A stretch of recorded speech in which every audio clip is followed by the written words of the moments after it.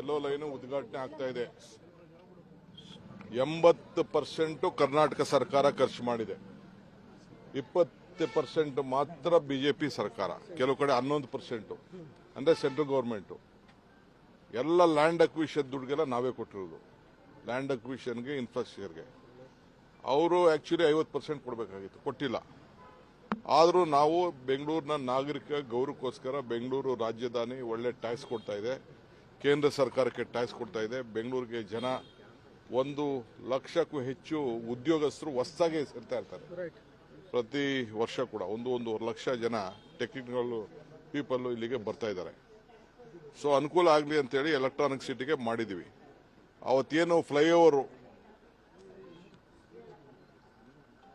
Flyover ಇತ್ತು, ಆ flyover ಕೂಡ ಅವತ್ತು ಮನಮೋಹನ್ ಸಿಂಗ್ ಕಾಲದಲ್ಲಿ ಮಾಡಿದಂಥದ್ದು.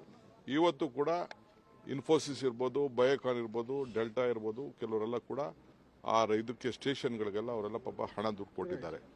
ಅವ್ರಿಗೆ ನಾನು ಅಭಿನಂದಿಸ್ತೇನೆ. ಇವತ್ತೇನು ಈ ಒಂದಿದೆ, ಕೆಲವರು ಬಿಜೆಪಿಯವರು ಪಾಪ ಏನೋ ಅವ್ರದೇ ಮಾಡಿದ್ರು, ಅವ್ರು ಯಾರು ಏನು ಸಾಧನೆ ಇಲ್ಲ. ಯಾವ MP ಕೂಡ 10 ರೂಪಾಯಿ ದುಡ್ಡನ್ನ ಕರ್ನಾಟಕ ರಾಜ್ಯಕ್ಕೆ, ಬೆಂಗಳೂರು ನಗರಕ್ಕೆ ಹಣ ಕೊಡಿಸ್ಲಿಕ್ಕೆ ಯಾವ ತರದ ಸಹಕಾರನೂ ಕೂಡ ಕೊಟ್ಟಿಲ್ಲ. It is ashamed of all the MPs of Karnataka. No one has pleaded, no one has met the minister, anyone, except in some time irrigation minister. When I met the irrigation minister, someone might have requested. No one has got 1 rupee even from the Manrega. That money also has not come. Like that, Central has fully neglected Karnataka.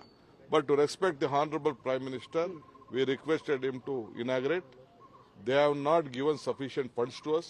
We have made a beautiful model of double-decker. Today I am appealing to the Prime Minister, at least 1 lakh crore, like a national capital. They have to give to us for Bangalore, because Bangalore is giving the highest tax collection in the country. It is the second tax collection in this century. So ಇಡೀ ದೇಶದಲ್ಲಿ 2ನೇ ಅತಿ ಹೆಚ್ಚು ಹಣವನ್ನ, ತೆರಿಗೆಯನ್ನ ಇವತ್ತು ನಮ್ಮ ರಾಜ್ಯದಿಂದ ನಾವು ಕೊಡ್ತಾ ಇದ್ದೀವಿ. ಇದನ್ನು ಗಮನದಲ್ಲಿ ಇಟ್ಕೊಳ್ಬೇಕು.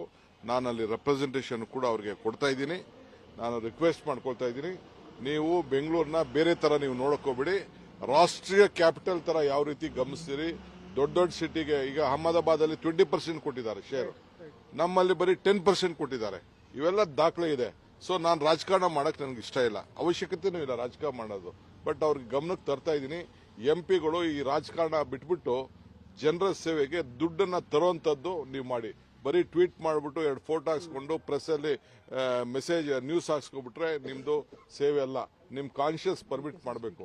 ಆ ರೀತಿ ದಯವಿಟ್ಟು ಕೆಲಸ ಮಾಡಬೇಕು. ಬಿಜೆಪಿ ಅವರು ಎಲ್ಲ MLAಗಳು ಬೆಳಗ್ಗೆಯಿಂದ ಬಂದ್ಬಿಟ್ಟು ಮೆಟ್ರೋ 2ನೇ ಹಂತ 3ನೇ ಹಂತಕ್ಕೆ ಮೋದಿ ಅವ್ರ ಕೊಡುಗೆನೆ ಜಾಸ್ತಿ. ಯಾರ್ದು ಇಲ್ಲ. ಪ್ರಾರಂಭ ಮಾಡಿದ SM ಕೃಷ್ಣ ಅವ್ರ ಕಾಲದಲ್ಲಿ ಅವತ್ತು ವಾಜಪೇಯಿ ಅವರು, ಅರ್ಥ ಆಯ್ತಾ?